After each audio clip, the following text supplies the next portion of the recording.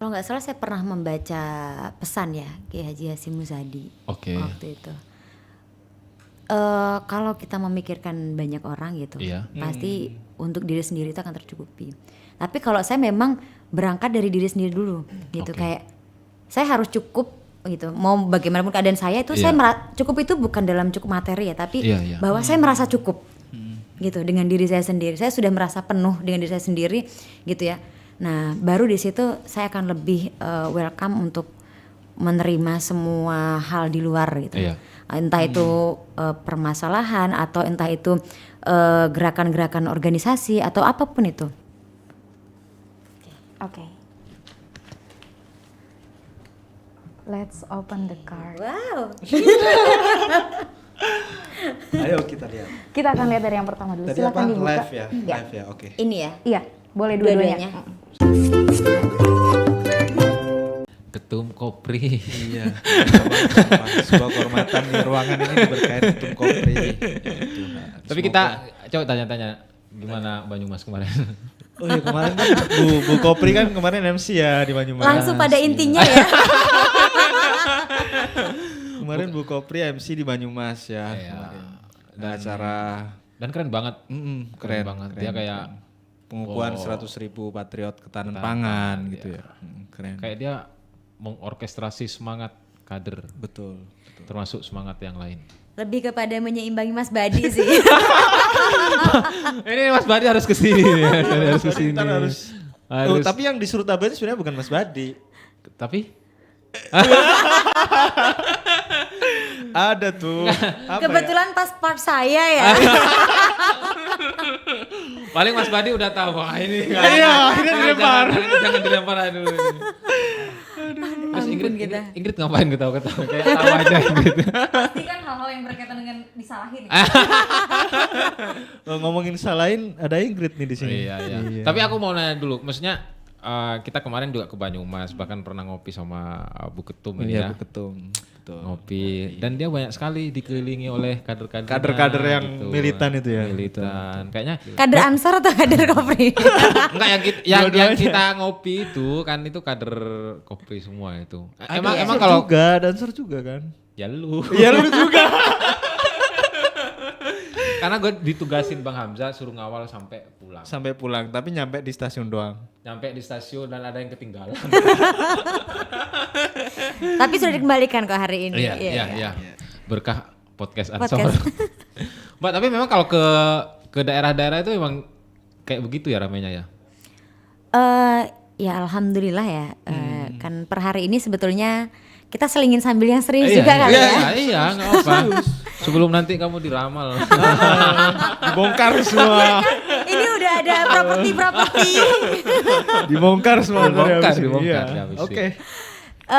Karena per hari ini alhamdulillah Kopri begitu kan sama dengan PMI juga sudah tersebar di berbagai cabang ya. Udah ada 268 cabang plus 29 PKC. Oke. Kalau persebarannya itu sudah mencapai di angka 1667 kampus. Wow. Jadi merupakan ya saya rasa entitas yang besar. Dan ini kan bagaimana kita bisa mengoptimalkan gerakan dari Kopri itu. 1000 sekian itu termasuk kampus Ivy League enggak? Apa itu? Ivy League itu kampus top tier di Eropa gitu. Oh, belum ya? Maksudnya PCI? Kayaknya belum. Ini masih yang di Indonesia. Oh, masih yang di Indonesia. Dan Tapi kemarin ada loh yang di luar negeri. Iya, cuma ada kemungkinan nggak bakal ke situ. ekspansi sih. Udah ya. Ya udah. Udah. Ada di Cina itu ada malah Minha kalau nggak salah ketua PCI ya Mbak ya. namanya. Nyebutnya apa Iya. kalau di Pengurus cabang ya. Pengurus cabang istimewa, istimewa ya. Oh, berarti sama. Beberapa kemarin kan ada nomenklaturnya. mapaba internasional via online kalau Iya, nggak salah. iya betul. Gitu ya. Ini kayaknya meneruskan perjalanan dari periode Sebelum-sebelumnya. sebelum-sebelumnya ya, yang udah mulai babat alas terus kita legacy harus diteruskan kan gitu kan. Sebenarnya yang mau aku tanya itu bukan itunya sih Sal. Oh, apa. Pernah nggak sih Mbak Bu Ketum ini kayak merasa kesepian gitu? Kok gitu sih? Enggak. Bridgingmu itu loh, Bang. Iya mungkin bridgingnya mungkin agak kasar. Iya, kasar banget sih. Tapi gini. Aku tuh dulu pernah ngobrol sama salah satu ya kalau nggak mau dibilang senior kayak sahabat lah ya. Iya. Dia menteri waktu itu menteri. Oke. Terus dia bilang, kamu tahu nggak kalau sebenarnya yang paling sepi itu adalah kekuasaan. Tahu. Nah aku nggak tahu maksudnya seperti apa, makanya aku nanya ke Bu Ketum nih. Kan dia sekarang anggaplah ada di tampuk kepemimpinan tampuk tertinggi perempuan muda Indonesia Muslim NU Oke. kayak gitu. Maksudku karena gini mungkin ya bayanganku, dia itu kan banyak didatengin orang. Datengin tuh minta apa tuh? Iya, itu mungkin yang membuat dia berkesimpulan bahwa sebenarnya kekuasaan itu sepi kalau misalnya nggak ada kepentingan dari mereka datang gitu. Betul. Bener nggak sih, Mbak? Bener nggak sih, Mbak? Yuk. Sebetulnya ada satu hal sih. Tapi kita menemukan intisari ini memang dalam fase kebatinan tersendiri. Oke. Jadi saya pernah sebelum memutuskan untuk mencalonkan diri saat itu kan otomatis mungkin banyak ya support dari luar yang ayolah kayaknya kamu punya potensi untuk maju segala macam, bahkan misalnya orang-orang terdekat dan lain sebagainya. Tapi saya tidak akan mengambil sesuatu itu kalau saya belum yakin dengan diri saya sendiri. Gitu, nggak mau ngambil take a risk gitu. Akhirnya ya saya minta petunjuk gitu. Tapi lebih kepada ternyata jawabannya adalah saya bisa deep talk dengan diri saya sendiri. Gitu. Oh, kamu harus maju. Saya harus maju. Kenapa? Ini adalah pengabdian terakhir kamu di ruang struktural. Tertinggi gitu. Terakhir lah ya. Saya rasa secara struktural tertinggi di wilayah PMI maupun Kopri. Gitu. Selain daripada kalau tahun depan umurnya udah gak cukup lagi sih. Oh ya, ada batasan umur ya? Ada dong ya kan, maksimal menjadi ketua itu di usia 30 tahun. Nah, jadi esensinya adalah cuma satu. Kalau mau selama ini mungkin udah dapat banyak berkah gitu ya dari PMI. PMI itu juga sendiri kan mungkin ngambil keberkahan dari NU kira-kira begitu kan ya. Nggak ngambil dari Ansor ya? Kan sama kita ya, sumber keberkahannya dari ulama. Iya. Nah, saya rasa saya dapat wasilah berkah itu banyak banget dari PMI. Jadi sangu ya. Kita harus memberikan feedback kembali. Saya rasa terlalu egois kalau kita cuma ngambil berkahnya, tapi kita bisa memberikan kebermanfaatan lagi gitu. Dan mungkin lewat perjalanan ini kita bisa ya dengan kapasitas kita yang mungkin belum seberapa lah kalau dibandingkan para kiai ulama dan lain sebagainya ya. Ya akhirnya esensinya adalah kebermanfaatan. Dan ya tadi harus maju berarti. Jadi finalnya itu tuh adalah ya deep talk ke diri sendiri. Nah ini nanti bisa dilihat dari sisi psikologisnya ya. Bisa nggak nanti itu beneran nggak dia pengen bermanfaat buat lebih banyak orang? Itu nanti harus kita dicari buktikan tahu. dengan ini. Tapi aku lebih tertarik dengan ternyata Tunggulan itu menemukan jawaban dari dalam dirinya sendiri. Kebanyakan orang kan memang mencari validasi keluar, mencari jawaban keluar. Padahal sebenarnya kita sudah punya jawaban dari dalam. Makanya banyak orang zaman dahulu bilang kedamaian, ketenangan, stillness, peaceful itu nggak akan bisa kamu dapat di luar tapi di dalam. Termasuk dengan jawaban-jawaban yang berkaitan dengan hajat hidup ya. Iya. Sangat wellness sekali ternyata. Inner beauty sekali. Iya itu inner beauty banget tuh. Tapi saya rasa maksudnya itu hal yang ideal ya. Maksudnya hal ideal, normatif. Hal yang sangat, ya mohon maaf tuh ya mungkin normatif tadi.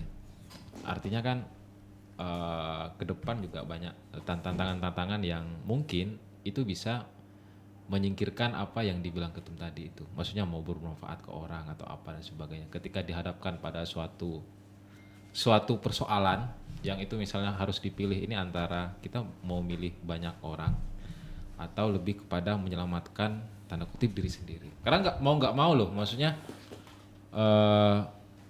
pucuk pimpinan Kopri ini kan kayak jembatan banget gitu kan ke hal yang lebih besar. Gimana maksudnya Bu Ketum ini meyakinkan kami dengan pendapat yang tadi itu? Kalau nggak salah saya pernah membaca pesan ya Kiai Haji Hasyim Muzadi waktu itu. Kalau kita memikirkan banyak orang gitu, pasti untuk diri sendiri itu akan tercukupi.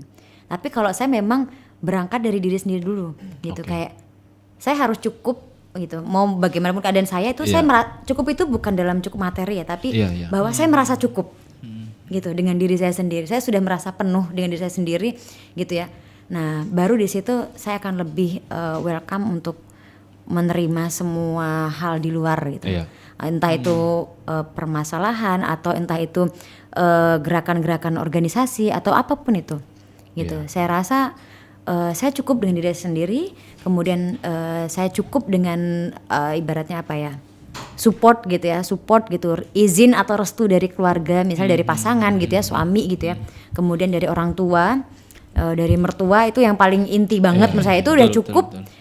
Doa mereka tuh udah cukup menguatkan saya. Jadi apapun nanti akan kita hadapi dinamikanya di organisasi, selama kita kan udah ngambil garansi untuk 3 tahun ke depan ya kan. Wah, dengan segala hal yang kita hadapi. Jadi kalau udah ada doa, udah ada izin dari mereka semua, itu saya udah cukup, berarti saya udah siap. Gitu. Jadi cukup di sini bukan berarti hal-hal yang sifatnya materialistik, tapi bahwa ya tadi izin dan doa aja. Iya, saya teringat apa yang itu sih pernah disebutkan oleh Umar Khayyam gitu kan. Oh sorry, YB Mangunwijaya. Oh, oke. Ya apa yang disampaikan oleh Tumbulan tadi kayak apa ya, sedikit banyak menyinggung soal patriot yang jujur.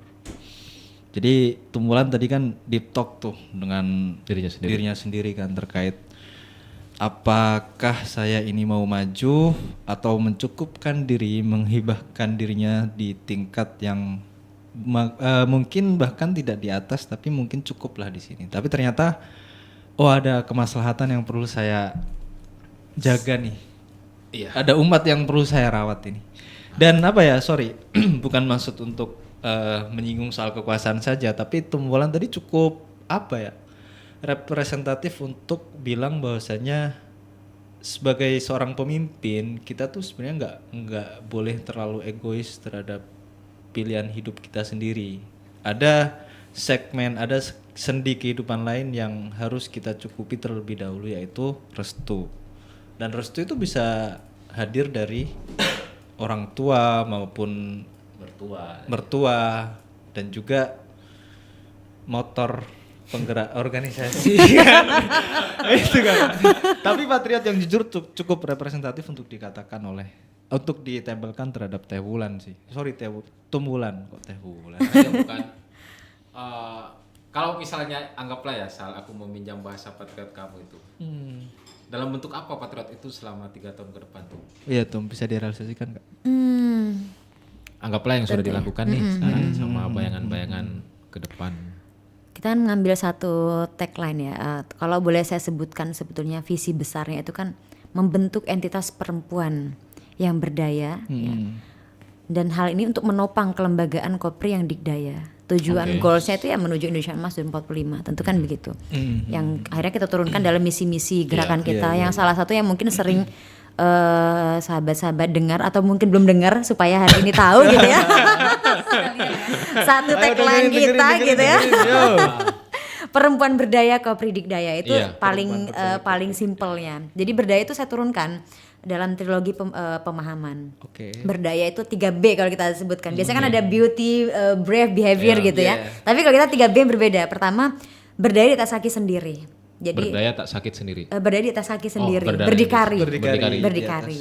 Jadi secara pendidikan, secara kebebasan nilai, kemudian secara ideologi harus mampu kita tough pada prinsip-prinsip keorganisasian. Kemudian membentuk kompetensi kader supaya juga mereka mampu untuk lebih confidence gitu dengan pemberdayaan dirinya sendiri. Woman empowering woman itu sangat saya pegang sekali, bahwa perempuan bukan hanya supporting woman tapi empowering gitu, memberikan pemberdayaan yang lebih besar.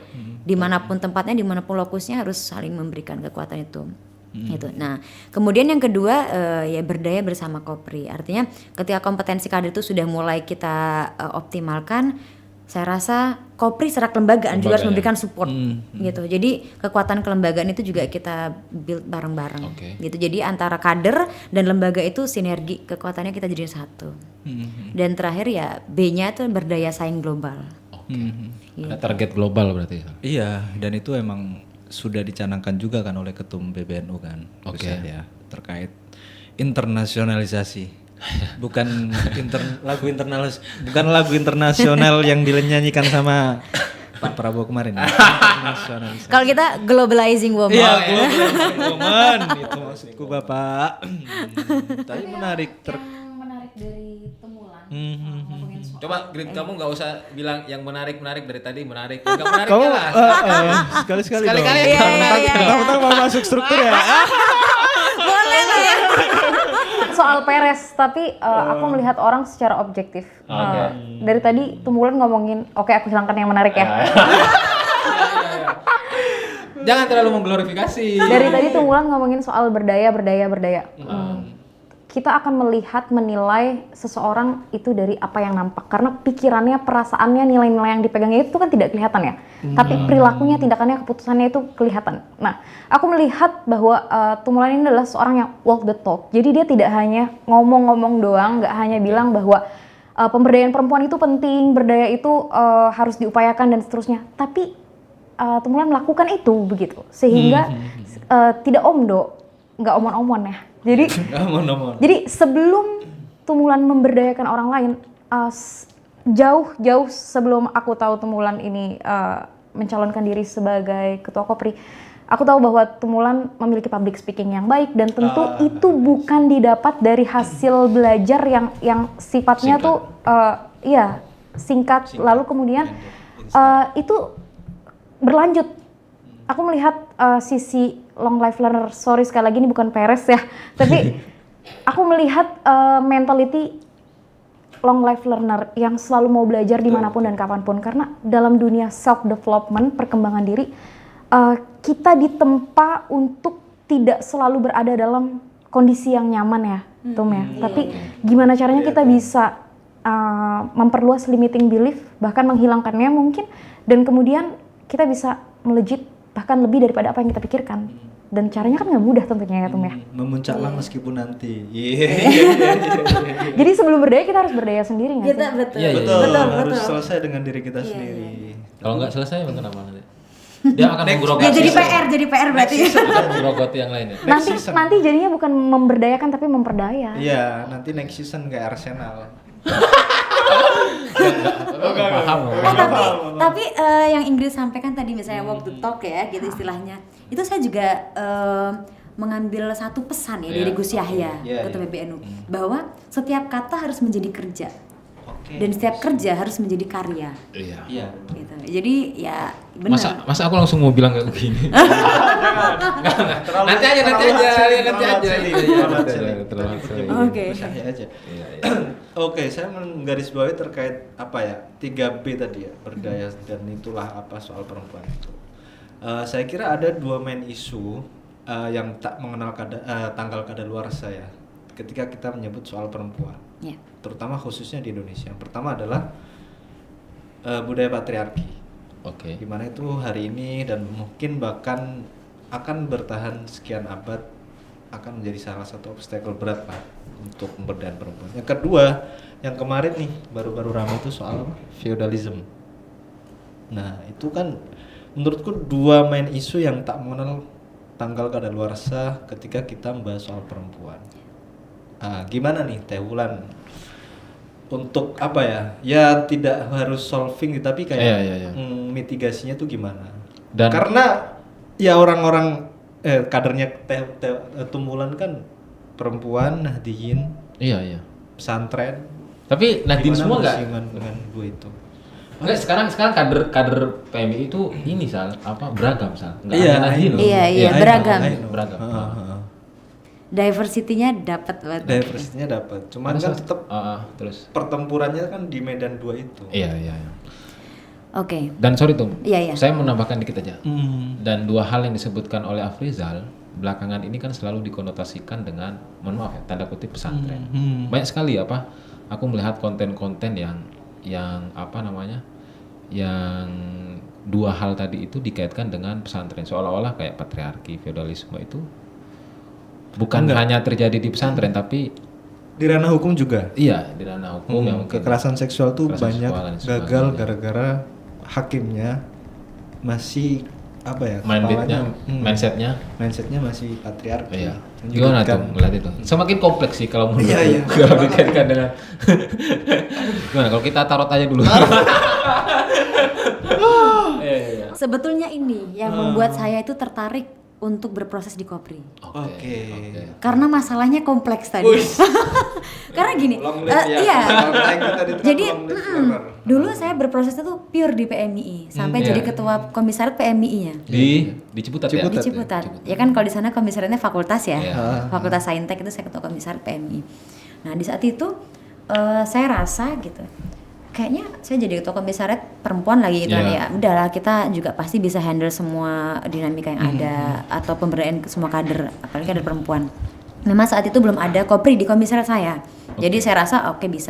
Ternyata masalah di PMI kan sudah banyak yang diurus gitu. Dan saat itu kader saya lagi banyak-banyaknya perempuan, 60% di komisariat itu perempuan. Dan mereka punya potensi yang luar biasa banyak sekali ya. Bisa, Mbak, kita kebetulan anak kebanyakan saintek ya, eksak ya waktu itu. Banyak mengikuti riset mereka. Mereka buat penelitian misalnya kayak kandungan bir peletok misalnya gitu ya. Apa nih mereka uji kan? Nah, kandungan-kandungan organiknya apa saja, gizinya apa, sampai itu diterbitkan menjadi sebuah jurnal, artikel ilmiah dan lain sebagainya. Wah, ini keren banget. Dan itu sekarang ada perempuan. Gitu. Mereka masih baru semester 2, semester 3. Terus, Mbak, kita kayaknya cewek-cewek pada pengen mau buat paduan suara. Ya udah silahkan gitu. Pengen buat komunitas ini sampai mereka buat komunitas Sahabat Sains Indonesia. Gitu. Nah, ini kan sebuah LSO. Nah, saya dengan berbagai persoalan di komisariat yang sudah begitu banyak ya, urusan kaderisasi, ya kan urusan eksternal, urusan banyak dinamika senior junior dan lain-lain. Kenapa itu selalu ada di mana-mana ya, dinamika senior junior itu dinamika di mana-mana. Kan? Ya itu bumbu-bumbu berorganisasi. Nah, akhirnya ternyata potensi kader-kader yang perempuan ini tidak termaintenance dengan baik. Saya sadari hampir ketika demisioner ya, karena waktu kan cuma 1 tahun kalau di komisariat ya. Saya pikir gini, kayaknya ini kalau ada kopri ini akan lebih termanage dengan baik nih. Saya baru mengevaluasi.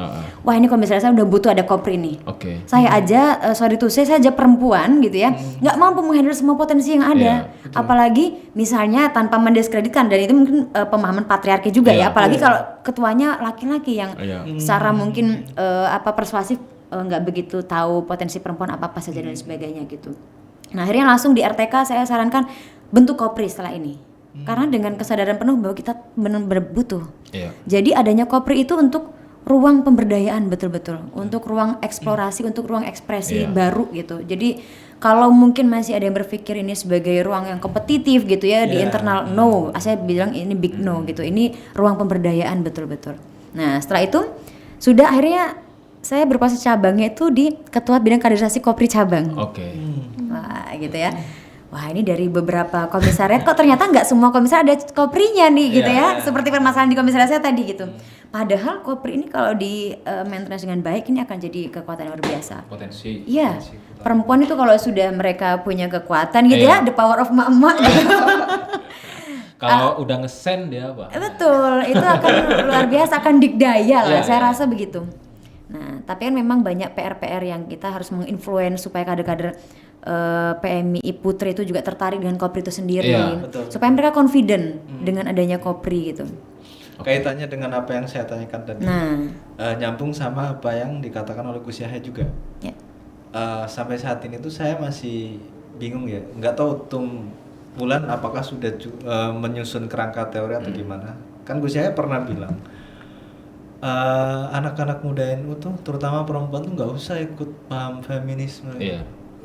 Ya dalam konotasi tertentu kan, feminisme yang dimaksud Gus Yahya itu kan feminisme yang berkiblat ke barat. Sementara kan Gus Yahya ingin ya udah kalian tuh rumuskan sendiri feminisme ala Asy'ari, ala Sunni. Apakah itu sudah Tumbulan lakukan atau gimana? Atau Tumbulan menanggapi statement Gus Yahya seperti itu gimana? Iya, karena Gus Yahya itu selalu bilang kalau soal perempuan dia selalu mention yang kegiatan di Menes itu. 1938 ya kalau nggak salah. Jadi dia selalu menyampaikan lupa saya bahwa ada perempuan, ada seorang nyai yang tampil di depan publik. Iya, Menes Banten itu. Menes Banten ya. Kalau nggak salah Nyai Juwairia. Iya. Beliau ada 2 perempuan tokoh ulama perempuan yang menyampaikan pidato langsung tentang kesetaraan pendidikan untuk perempuan NU. Gitu. Dan saya afirmatif sekali dengan pemahaman, karena bagaimanapun kita sejak di PMI saja kita sudah dilandaskan pikirnya pada haluan ideologi Ahlussunnah wal Jamaah Nahdiyah. Iya. Begitupun di Kopri, saya rasa saya tidak ada tendensi yang berkebalikan dengan apa yang Gus Yahya sampaikan ya, bahwa Kopri memang punya pijakan tersendiri. Iya. Oke. Ini beberapa kali juga sering kita diskusikan, bahkan mungkin ini juga penegasan untuk kader-kader Kopri ya, dan untuk semua kader-kader PMI bahwa pemahaman kita ya pemahaman kesetaraan Ahlussunnah wal Jamaah Nahdiyah, gitu. Kemarin misalnya kita berdiskusi dengan Bu Norofiah gitu ya, dengan Mbak Ali Sawahid gitu dan lain sebagainya. Nah, bagaimana peran apalagi dalam misalnya keluarga gitu ya, mubadalah itu kan ketersalingan yang kita harapkan. Gitu, bahwa kita punya satu goals itu menjadi keluarga yang bukan hanya sakinah mawaddah warahmah tapi maslahat. Gitu. Nah, ini maslahat itu kan kedua belah pihak dibahagiakan, kedua belah pihak ya nerimo dan lain sebagainya. Nah, saya rasa ini yang perlu kita perdalam. Sebetulnya di SIG, Sekolah Islam dan Gender itu jadi materi pokok ini ya, SKK ya? Ya nggak sih? Atau pendidikan formal ya? Ada di pendidikan formal. Jadi ada beberapa jenjang materi tentang gender itu sendiri ya. Ada gender 1, gender 2, gender 3. Yang paling mendasar setelah Mapaba itu kalau pendidikan dasar di Kopri itu kan ada SIG, Sekolah Islam dan Gender. Yang laki-laki maupun perempuan sebetulnya di ADART gitu, di PO itu sudah menjadi warisan ya, sudah menjadi penugasan untuk kita bahwa itu wajib diikuti. Karena apa? Kita ingin menciptakan lingkungan yang ramah, Islam yang ramah terhadap perempuan, bahwa ini harus menjadi kesadaran bersama, bukan hanya di lingkungan keluarga ya, tapi di lingkungan organisasi juga demikian. Lingkungan kerja juga. Lingkungan kerja, gitu. Jangan sampai ada diskriminasi salah satu gender tertentu gitu. Bahkan di ruang-ruang keagamaan, misalnya tadi disebutkan misalnya seperti pesantren gitu ya, jangan sampai terjadi itu. Gitu, yang ruang-ruang saya anggap ruang-ruang suci, ruang-ruang untuk belajar keilmuan itu ya harus kita jaga betul integritasnya. Betul. Ingrid, kamu Oke. Kita mau mengulik sesuatu dari sini. Kamu bilang Ingrid, gue langsung tarik nafas. Soalnya ya tahu kan. Ingrid tuh kalau udah buka kartu. Enggak ya sekarang semua bang. Sekarang yang diwawancara itu bukan dirimu. Oh iya, bukan diriku ya. Siapa ya? Yang mau dibukainnya? Bukan dibukain. Langsung ketum Kopri. Iya. Wah, kita mau dilucuti. Tapi menarik tadi, maksudnya disambungin tadi, Grit, mungkin soal karir kali ya. Karena tadi bicara mulai dari tangga bawah sampai tangga atas sekarang gitu. Dan dalam kacamata. Tapi aku kayaknya apa ya? Gimana? Seharusnya tadi di awal sih. Karena aku merasa Ingrid ada tendensi kalau membaca teh. Bias ya, jadi datanya udah banyak. Udah banyak. Search sebelumnya. Bias banget. Tapi nggak apa-apa, aku Kan bisa selalu menyebutkan hal-hal yang mungkin di luar pembicaraan kita tadi. Oke. Biar eksplorasinya mungkin lebih yang dalam ingin ya. ku dengar tuh itu. Biar nggak bias. Kita Janji butuh ya. insight dari Ingrid sekarang ini ya kan, asupannya. Oke, silakan Grit. Asupan rohani. Ayo Ingrid. Teman-teman operator, kameramen bisa ke sini dong. Kemana? Satu. Kan nanti ditunjukin kartunya. Oh iya, kartunya. Nah, itu kan. Ayo. Siapa ini? Sebenarnya dari tadi aku nunggu sih, ini datanya udah terlalu banyak. Nanti aku Makanya aku di sebelah. berarti harus lebih dalam daripada yang tadi dibicarain Iya, dong. Harus lebih dalam. Iya. Soal apa tadi? Aku izin nggak apa-apa ya Tum ya? Gak apa-apa. Soal apa ini? Enggak, tergantung ketum aja. Oh iya. Apa Kok aja? jadi mereka yang menentukan ya? Patriarki ada di dalam podcast. Otoriter sekali. Lanjut. Mau soal apa? Karir, pendidikan, pekerjaan. Biar Ingrid aja. Boleh lah, boleh Kita nonton karir, aja. boleh ya, karir, Kita mah pendidikan, dengerin aja. pekerjaan. Tapi kalau asmara sebenarnya pasti asik banget sih. Pasti ramai ya, pasti Asik viral banget, nanti. ya. Nanti judulnya langsung terbongkar. Ini kisah percintaan ketum Kopri gitu kan. Grit, ini mau dipindahin Kita dengerin dulu aja atau gitu. gimana? Ditaruh situ nggak apa-apa Mas, karena aku akan agak sedikit bergeser aja ya biar enak. Oke. Kita mantau ini. Mantau aja kita. Mantau aja kita. Baru kali ini loh di ruang publik. Tapi Cowok mungkin diem. bisa di ini kali ya, Ingrid. Ya kan, ini kan kita main apa sih gitu loh. Jadi mungkin ada nilai-nilai edukasinya Ya, gitu oke. buat teman-teman. Let me explain firstly ya sebelum Ya. aku dapat kesempatan luar biasa nih buat narotin tumulan. Narotin. Ya jadi ini kan kartu tarot dia ada gambar-gambarnya. Sebenarnya kalau kita mau ngomongin dari segi keilmuan, yang pertama ini semiotik sih. Jadi simbol. Hidup kita tuh kan sebenarnya penuh dengan simbol ya. Warna simbol, gestur itu simbol. Ada tradisi-tradisi tertentu yang sebenarnya itu juga simbol gitu ya. Nah, gambar-gambar ini sebenarnya juga simbol. Simbol apa? Simbol yang bisa jadi media untuk komunikasi dengan pikiran bawah sadar. Gitu. Nah, pikiran bawah sadar kita tuh hebat banget. Dia bisa tahu banyak hal. Kalau tadi Teh Wulan sempat bilang, aku cari jawaban dengan deep talk.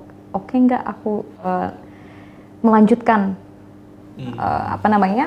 melanjutkan kiprah di organisasi selanjutnya gitu ya. Ternyata dari deep talk Teh Wulan mendapatkan jawaban gitu. Nah, sebenarnya jawaban itu dari mana? Dari pikiran bawah sadar. Karena pikiran bawah sadar kita itu memuat data yang bukan hanya berasal dari proses belajar mulai dari kita bayi, bukan hanya itu. Karena pikiran bawah sadar kita juga memuat data kolektif yang isinya itu adalah pola-pola berulang daripada yang sering dialami manusia. Apa sih pola berulang yang sering dialami manusia? Kelahiran, pencarian, penerimaan, penolakan, ketakutan, terus kemudian kematian, kelahiran baru, dan seterusnya. Nah, tarot ini menggambarkan itu karena di tarot ini ada arkana mayor dan arkana minor. Arkana mayor itu akan menceritakan big chapter kehidupan manusia itu seperti apa. Gitu. Nah, sedangkan arkana minor dia akan ngejelasin dinamika psikologis yang lebih rinci terkait dengan kehidupan seseorang. Nah, aku menggunakan ini biasanya untuk media konseling. Wow. Ayo, udah siap belum? Kita butuh healing ya kayaknya. Belum apa udah nafas gede. Agak challenging ya. Challenging ini sangat melelahkan. Oke, tapi nggak apa-apa, kita coba. Jadi kalau orang kadang mungkin kesulitan untuk tahu apa yang lagi dirasain, mungkin orang cuma bisa bilang, aku nggak tahu lagi kenapa nih, tapi kok kayak kosong banget ya, kayak hampa banget ya. Nah, tarot dengan simbol-simbolnya, dia akan berbicara. Begitu. Boleh percaya, boleh enggak. Definitely dong. Terus sekarang kita pengen baca tema apa nih? Biasanya orang kebanyakan itu akan membaca tema love, life, career, education, finance, hal-hal yang berkaitan dengan ya aspek-aspek kebutuhan hidup ya. Life kayaknya menarik. Life, ya. oke, in general ya. Iya. Luas sebenarnya itu film. Udah kebaca. Gimana? Tapi nggak apa-apa. Nggak apa-apa. Tapi nggak apa-apa. Kan dia ingin menawarkan sesuatu ya, yang lebih dalam kan. Let it flow aja udah kita.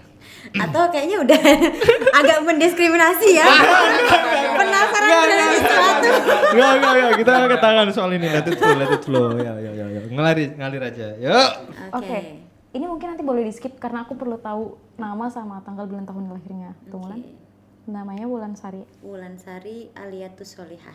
Wulansari Aliatus Solihah. Oke. Tanggal bulan tahun lahirnya? 31 Agustus 1994. Berarti 31 Agustus 94. Udah nggak Leo ya? Virgo. Udah Virgo. Oke. Karena ada kaitannya juga sih sebenarnya. Zodiak ya. Aku tadi nggak ditanyain itu. Tadi. Sorry, ini bakal tanya kapan? Gak tahu nggak? Ya. Kalau dia nanti langsung ngeliat di ini ya di FYP TikTok gitu. Tadi kan Gimana live. sih karakter zodiak ini? Tadi kan live. Nanti makin kelihatan gimana? Iya, jangan. Stop. Oke, aku izin untuk shuffle kartunya dulu ya. Oke.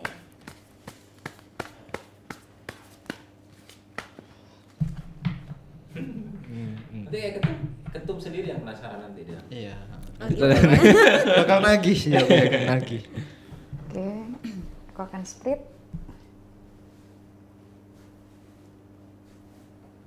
Ya, silahkan ambil 3 pertama dan letakkan di kanan, tengah, sisi kiri.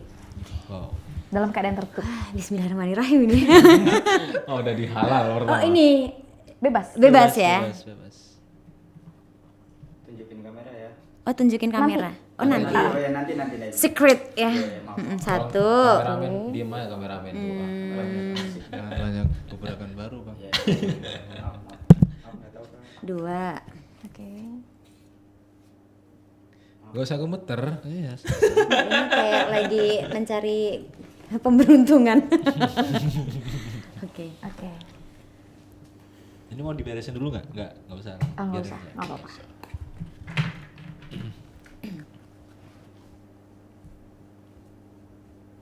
Hening ya. Hening. Kasih musik aja nanti ya. Musik yang Apa gitu ya? Oke, sekarang Tunggulan boleh pilih 3 lagi. Oke. Diletakin di atasnya aja.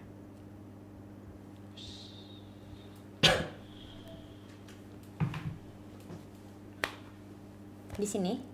Ya, yang pertama di sini. Oke. Oke. Yang kedua di mana? Di sini. Di sini.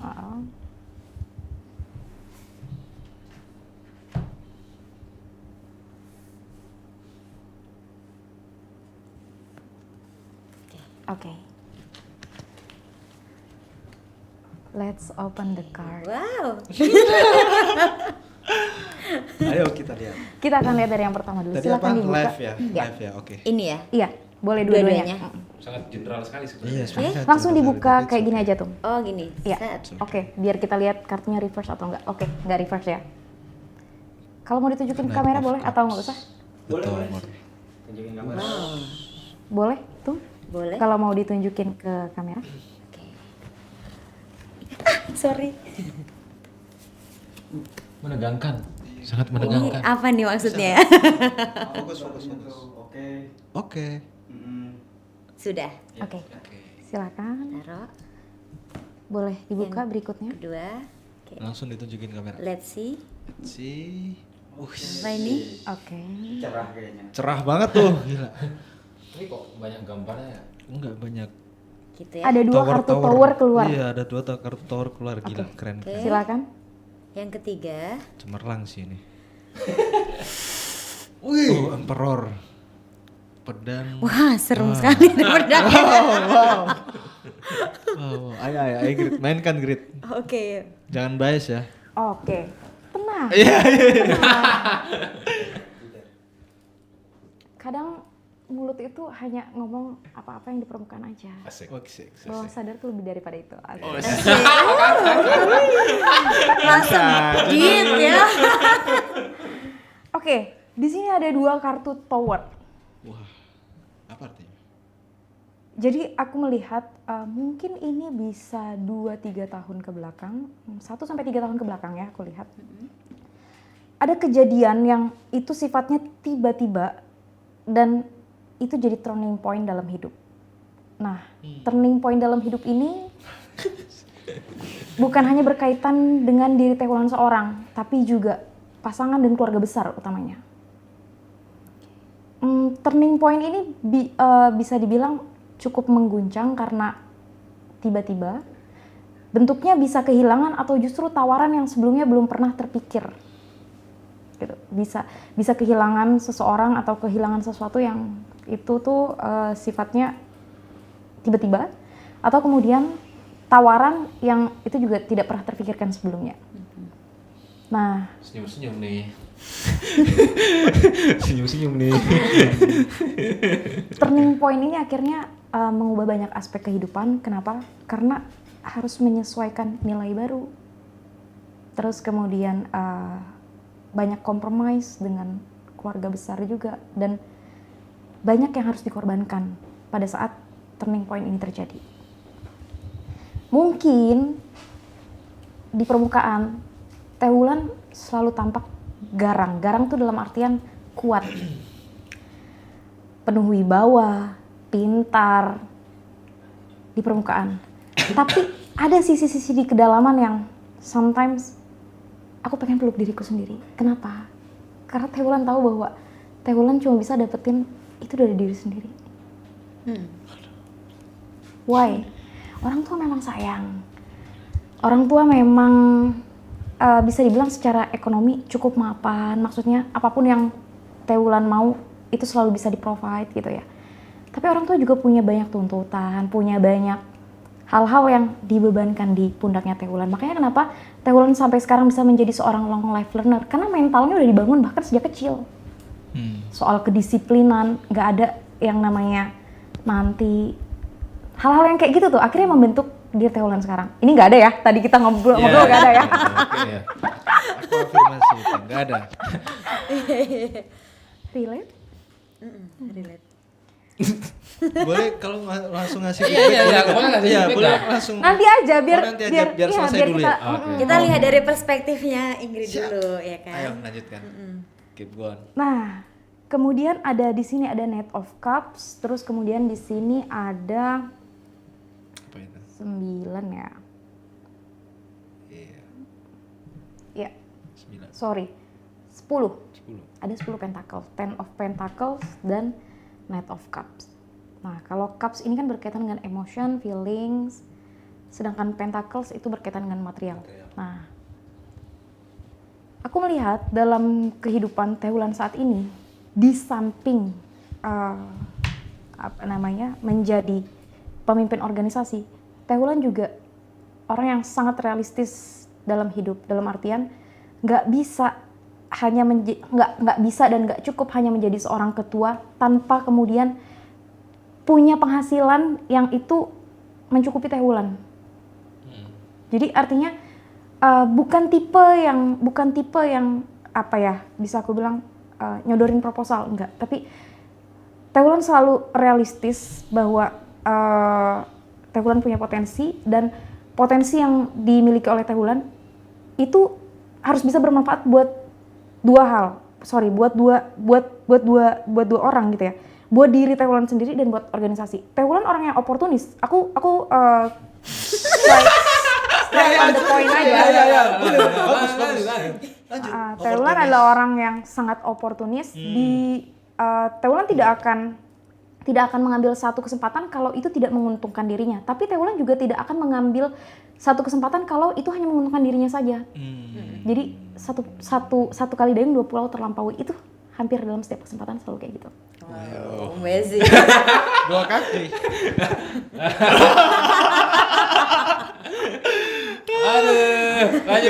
Lanjut. Dan kenapa bisa seperti itu? Aku melihat di sini orang tua Teulan mungkin bisa yang kelihatan banget condong atau dominan. Ini sosok laki-laki, mungkin bisa bapak ya, yang dulu tuh sering banget ngasih contoh perilaku kayak gitu. Akhirnya Teulan secara nggak langsung imitate itu. Gitu. Sometimes bisa sangat feminin, tapi dalam banyak hal sangat maskulin. Oke, menarik. Nafas gede mulu dari tadi. Realistis. Oke. Selanjutnya di sini ada Two of Swords dan ada The Emperor. Jadi swords ini berkaitan dengan upaya, effort. Nah, tapi kalau aku lihat signs yang keluar dari kartu ini, tanda yang keluar dari kartu ini, dia bilang bahwa sometimes Teulan terlalu keras juga dengan dirinya sendiri. Aku nggak bilang itu jelek, aku juga nggak bilang itu bagus, but sometimes you need to rest, you need to relax. Dan itu bukan yang sifatnya hahaha hihi atau kemudian atau belanja dan terus habis itu capek lagi gitu. Sebenarnya Teulan udah melakukan itu, hanya saja karena harus lebih banyak beradaptasi dengan orang, banyak ketemu sama orang, akhirnya waktu untuk diri sendiri sangat sedikit, kesempatan untuk relax, punya waktu me time kayak gitu sangat sempit. Jadi sekarang memang masa-masa yang diperuntukkan untuk orang banyaknya. Tapi nggak bisa selalu kayak gitu. Kenapa? Butuh healing beneran nih. Jadi stress healingnya apa kira-kira? Bisa banyak hal sih kayaknya. Tapi kalau mau berbicara yang lebih konkret, healing itu kan sesuatu yang bikin relax ya. Trekking itu healing, movie time itu juga healing. Tapi nyuci baju tiap hari. Biasanya kalau kita ada rumah tangga itu healingnya ya bersih-bersih rumah. Jadi mengeluarkan emosi-emosi itu gitu ya. Kadang yang nyapunya harus kayak begini tuh. Kroak. Kalau itu biar suami denger dan bantuin. Lebih kepada aku ngerasa nggak dibantu loh. Oke. Tapi emang apa ya, dengerin Ingrid penjelasan soal Ingrid tadi tuh jujur merasa berkaca sih gue. Gimana? Kok kamu yang kena? Ngomong kayak gitu makanya itu. Mungkin relate ya. Merasa relate berkaca ya. Kenapa Ingrid? Ya sometimes kan kita bisa bercermin dari orang lain. Iya, maksud ada itu. sisi-sisi diri yang sama. Dan mungkin nanti pemirsa juga bisa deep talk sendiri kan dengan apa yang disampaikan oleh Ingrid. Serius? Lanjut ya. Ya lanjut. Kita butuh feedback dari itu masih. Ini udah selesai Belum. Enggak, biar Ingrid aja dulu ya. Iya, Ingrid belum, dulu, belum. Ingrid. Kita good listener sekarang.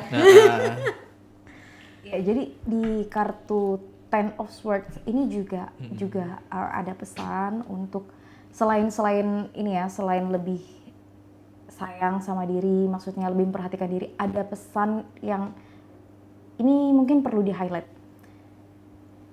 Banyak orang yang datang dengan kepentingan dan itu sama sekali tidak salah.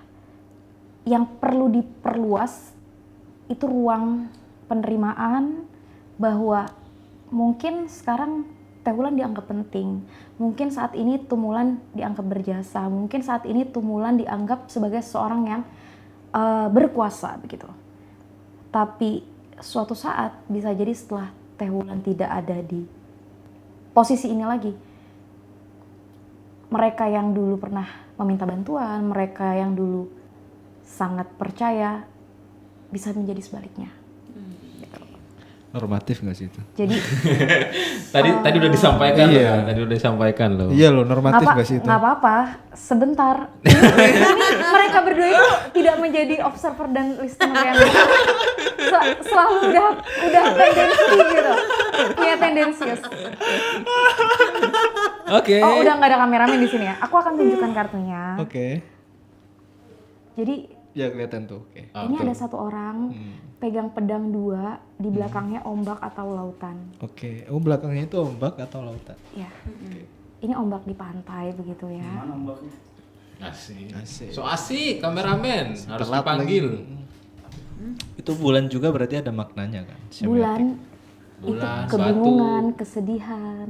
Kemurungan. Ya, Oh iya. Oh, oke. Dan itu beda-beda, sabit, new moon, dan bulan kayak gitu. Beda sama kartu ini ya? oh iya sorry. Beda. Bisa dilihat ya Teh kartunya ya. Oke. Oke. Tentang apa ini? Yang tadi aku Oh, bilang. barusan tadi. Artinya Teh Wulan udah punya tools untuk bergerak, tapi sometimes perlu untuk berhati-hati, perlu untuk lebih waspada, dan yang lebih penting lagi perlu untuk punya legowo yang besar. Kenapa? Karena bisa jadi saat ini dianggap, yang tadi aku bilang, dianggap penting, dianggap berjasa, dianggap punya kuasa. Tapi di luar itu bisa jadi orang justru menilai sebaiknya. Ya mungkin orang bilang yang nggak suka atau yang merasa iri bilang bahwa dia terlalu mengambil kesempatan dalam banyak hal, terlalu pengen dominan dan seterusnya gitu. Nah, selanjutnya ada di Emperor. Apa itu di Emperor? Nah, aku lihat ini berkaitan dengan hajat hidup keluarga besar, sesuatu yang ditunggu-tunggu oleh orang banyak, sesuatu yang dinanti-nantikan oleh keluarga besar, dan juga bukan goals ya, tapi lebih ke apa yang pengen diupayakan sama Tumulan dan suami. Ini aku lihat lebih ke buah hati nih. Jadi dalam jangka panjang aku melihat kayak ada tujuan mau ke sana, dan itu akan mengambil banyak space, banyak waktu Tumulan untuk keluar dari sini. Maksudnya untuk mulai menepi gitu. Kenapa?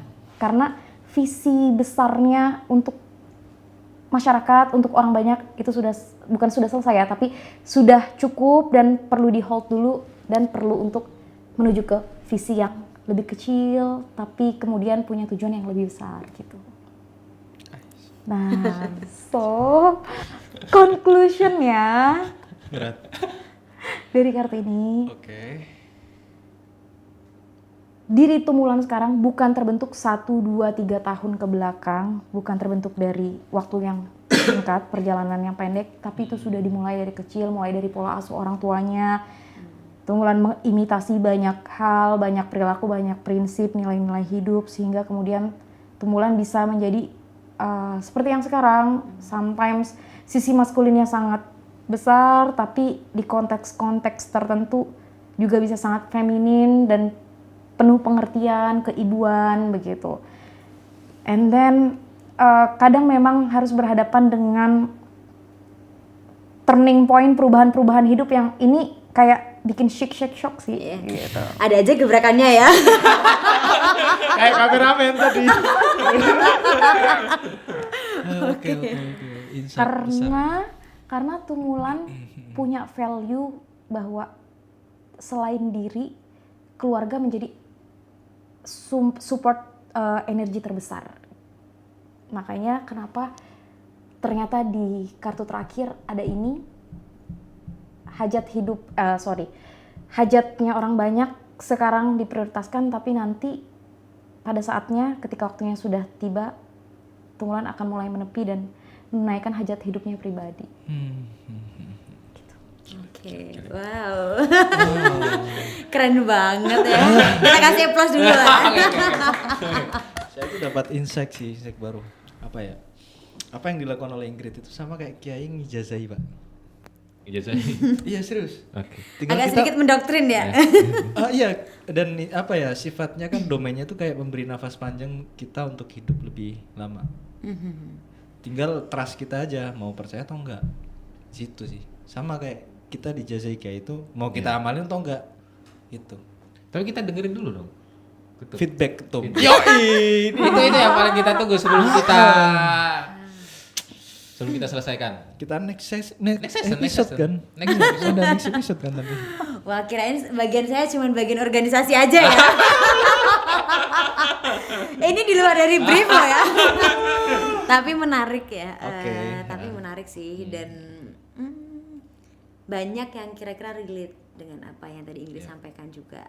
Ya aku nggak denial juga. Artinya ini juga ada beberapa case yang menurut aku juga motivasi ya, insight baru buat aku kayaknya. Oh ya betul, kayaknya harus begini. Gitu. Cuman overall boleh lah Ingrid ya kan. Oke, masuk bareng tuh. Iya. Masuk tuh bareng. Tolong aparatur catat namanya. Itu harus di-record kan? Ingrid nanti kita makan-makan ya. Ya. Tapi menurutku sebenarnya ketum itu ada yang mau disampaikan banyak sih soalnya. Banyak. Cuma dia kayak yang menahan. Aku Kita bukan Najwa siapa aja yang berani. Ini ingat durasi aja. Boleh lah dirutinin lah. Tapi begini, memang ya saya mau meng-highlight nih misalnya tadi kayak Knight of Cups gitu ya. Memang ada turning points yang ini banyak merubah kehidupan aku gitu kan. Aku sangat merasa sekali itu gitu. Yang tadinya nggak tahu sesuatu itu akhirnya jadi menggali banyak gitu. Dan ini menjadi titik balik yang besar. Kemudian ya mungkin kalau bisa dibilang batu lompatan ya gitu. Dan itu nggak pernah unpredictable gitu. Nggak pernah terpikir bahwa wah aku kan di sini gitu. Aku akan mengalami ini gitu. Ya karena kan tadi berpikir ya udah menjadi manusia biasa gitu kan yang melakukan apapun aja gitu yang bisa lakukan. Terus terkait misalnya sosok-sosok yang maskulin gitu ya, memang ya ada sosok-sosok dari keluarga yang memang mungkin dominate ya. Aku juga banyak belajar sih karena aku sangat dulu mungkin aku sedikit cerita ya. Dulu aku boleh. tipikal orang yang malu gitu. Okay. Agak pemalu sedikit. Sejak mungkin waktu masih kecil kali. Ngobrol sama orang aja tuh masih takut gitu, atau misalnya ada orang bertamu aja nggak berani. Sampai suatu ketika mungkin pernah salah satu kakek saya gitu bilang kan, kamu itu meskipun perempuan kamu jangan pernah malu, kamu harus berani gitu. Saya rasa itu juga itu waktu aku masih kecil dan aku ternyata masih inget hal itu gitu. Iya, iya. Gitu. Nah, selain kakek mungkin juga ayah ya yang punya bapak gitu ya, bapak yang punya banyak influence ke diri aku sendiri gitu kan. Jadi bener banget sih tadi kalau Ingrid itu gitu ya. Membaca itu gitu. Habis ini diajak ngopi terus Ingrid. Aman, masuk itu barang aman. Atau mungkin yang mau dibacain sama Ingrid. Jangan lupa hotline-nya ke sini ya. Tapi Ingrid tadi udah nanya gini loh, Mas, di sini ada tempat yang bisa dijadiin praktek gak? Barangkali tuh ya, Mas. Ada loh space-nya khusus nanti. Lanjut tuh. Lanjut, Tom. Oke, ya selebihnya mungkin ya aku rasa menjadi sebuah masukan ya, insight buat aku gitu. Dan terima kasih Ingrid. Sama-sama tuh. Masuk itu barang. Ingrid ada yang mau disampaikan lagi? Ada yang mau disampaikan lagi? Ini nggak? udah malam. Iya, pakai Jam 10. Aku kira cukup ya. Jadi sekali lagi kalau kita ngomongin soal tarot, ini nggak semata-mata ramalan, tapi ini ngomongin soal pola dari gambar, simbol. Kita belajar untuk niteni simbol orang dulu. Orang Jawa itu kan selalu lekat dengan simbol, gak hanya orang Jawa sih ya. Orang-orang dulu itu dekat dengan alam dan dia hidup dengan niteni simbol. Betul. Dan sekarang ketika kita bermain tarot, sebenarnya tidak lain tidak bukan, kita bukan mau mendahului takdir, mau mendahului kehendak Tuhan, bukan. Tapi kita mau membaca pola agar kita bisa mempersiapkan apa yang akan terjadi di hari depan. Gitu. Iya, memperpanjang nafas. Aku bilang tadi. Tum, ada yang mau disampaikan? Oke, apa nih ya tentang tarotnya? Saya cuman pengen menyampaikan pesan kepada sahabat-sahabat saya gitu ya, sahabat-sahabat kader-kader Kopri tentu khususnya, tapi untuk sahabat-sahabat PMI dan semua sahabat-sahabat Ansor yang mungkin menonton tayangan ini, podcast ini, terima kasih sudah meluangkan waktunya yang berharga. Gitu. Dimanapun kita berada, kita harus menjadi pribadi yang confident, yang percaya dengan kemampuan diri kita sendiri. Betul. Yang terus melihat lebih dalam gitu. Karena kalau kita ingin menjadi sebuah pohon yang semakin besar dan semakin kuat, yang diperbanyak bukan ranting-rantingnya, tapi yang diperkuat adalah akarnya. Dan itu adalah diri kita sendiri. Gitu. Jadi saya punya harapan apalagi untuk sahabat-sahabat yang hari ini mengemban amanah begitu ya, sebagai pengurus di semua level tingkat. Betul. Gitu. Jaga betul amanah itu, karena ketika kita dititipkan sebuah amanah itu pasti kita dirasa dipercayai oleh Allah gitu ya, kita mampu. Maka kita harus membuktikan bukan kepada orang lain, tapi kepada diri kita sendiri dan juga pertanggungjawaban kepada Tuhan langsung. Gitu, bahwa memang kepercayaan Tuhan itu udah gak pernah salah. Itu aja. Terima kasih. Oke, terima kasih. Tepuk tangan dulu dong. Sekarang buat ketemu. Jadi Mas Afrizal ada yang mau disampaikan? Ya. Ini aja. Ini aja. Apa tadi? Ya kan kita tadi banyak mengutip apa yang dikatakan oleh Gus Yahya kan. Nah, ini ada buku New Next Gen. Karya Kiai Haji Yahya Khalil Stakuf, di mana ini merupakan isi kontennya adalah syarah beliau atas Muqaddimah Qur'an Asasi yang sudah diwariskan oleh Hadratus Syekh sebagai Haji Hasyim Asy'ari perihal bagaimana NU didirikan dan bagaimana NU bisa bertahan sampai 2 abad hatta yaumil qiyamah nanti. Amin. Jadi untuk anak-anak muda, kader-kader PMI, Kopri, Ansor di berbagai daerah dimanapun Anda berada, silakan beli. Mahal sih ini placement. Nanti ada nanti dicantolin di mana tuh ya. Minta tolong ya, editor. Oke, itu sih. Itu ya. Baik. Yang penting kalau saya nggak ada penutup. Intinya mengucapkan terima kasih kepada Tumula, lalu kemudian Mbak Ingrid, lalu Mas Afrizal. Dia tumben-tumbenan mau di sini ternyata karena ada tarotnya. Karena ada tarot. Dan pada akhirnya kita jadikan ini segmen khusus sendiri nanti. Baik, terima kasih. Assalamualaikum warahmatullahi wabarakatuh. Waalaikumsalam. Assalamualaikum warahmatullahi wabarakatuh.